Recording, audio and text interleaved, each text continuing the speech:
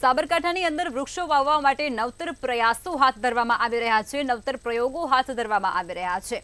જે પ્રમાણે વિગતો સામે આવી રહી છે, વિજયનગરના ડગલા જંગલમાં આ પ્રયોગો હાથ ધરવામાં આવી રહ્યા છે, જેમાં પહાડોને ગ્રીનરી બનાવવા માટે ડ્રોનનો ઉપયોગ કરવામાં આવી રહ્યો છે। જંગલ આજુબાજુ વૃક્ષો વાવવા માટે આ નવતર પ્રયોગ છે તે હાથ ધરવામાં આવ્યો છે, જે અંતર્ગત 20 હેક્ટર જમીનમાં ડ્રોન દ્વારા વૃક્ષારોપણ કરવામાં આવ્યો છે અને ફોરેસ્ટ વિભાગ દ્વારા આ નવતર પ્રયાસ છે તેને હાથ ધરવામાં આવ્યો છે। ડુંગર વિસ્તારના જે જંગલો છે તે વધુ ગાઢ બને અને હરિયાળા થાય તે હેતુથી જંગલમાં નવતર પ્રયોગ છે તે હાથ ધરવામાં આવ્યો છે। ફોરેસ્ટ વિભાગ દ્વારા આ નવતર પ્રયાસ હાથ ધરવામાં આવ્યો છે અને તે અંતર્ગત 20 હેક્ટર જેટલી જમીનની અંદર ડ્રોન દ્વારા વૃક્ષારોપણ કરવામાં આવી રહ્યું છે।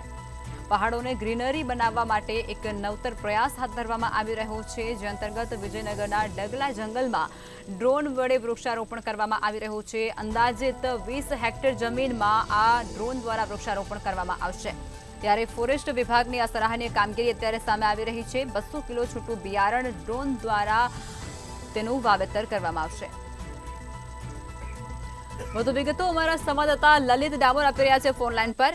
લલિત, સાબરકાંઠાના જે વિજયનગરના ડગલા જંગલ છે તેની અંદર એક નવતર પ્રયાસ હાથ ધરવામાં આવી રહ્યો છે, ડ્રોનનો ઉપયોગ કરીને વૃક્ષારોપણ, શું કહેશો? જી લખમાં ચોક્કસ જણાવી દો, વિજયનગરના ડગલા જંગલ વિસ્તારોમાં પહાડો અને ગ્રીનરી બનાવવા ઉપયોગી થાય છે। ડગલા જંગલ વિસ્તારોમાં આજુબાજુના વૃક્ષો વાવવા માટે નવતર પ્રયોગ શરૂ થાય છે। ફોરેસ્ટ વિભાગ દ્વારા 20 હેક્ટર જમીનમાં ડ્રોન દ્વારા વૃક્ષારોપણ કરાયા હતા। ડુંગર વિસ્તાર જંગલનો વધુ ગાઢ અને હરિયાળા થાય તે માટે જંગલ વધુ ઉપયોગી અને 20 હેક્ટરના જંગલ 8000 સીટ બોલ બનાવી અને ડ્રોન દ્વારા વાવવામાં આવ્યા હતા। 20 કિલો છૂટું બિયારણ ડ્રોન દ્વારા ઉપયોગ કરાયો હતો। જી લખમાં જી જાણકારી આપી તે બદલ આપનો આભાર લલિત। સાબરકાંઠાથી આ સમાચાર, જેમાં વિજયનગરના ડગલા જંગલમાં વૃક્ષારોપણ માટે એક નવતર પ્રયાસ હાથ ધરવામાં આવી રહ્યો છે। ગ્રીનરીને વધારવા માટે આ પ્રયોગ છે તે કરવામાં આવી રહ્યો છે અને તે અંતર્ગત 20 હેક્ટર જમીનમાં ડ્રોન દ્વારા વૃક્ષારોપણ કરવાનો પ્રયાસ હાથ ધરવામાં આવ્યો।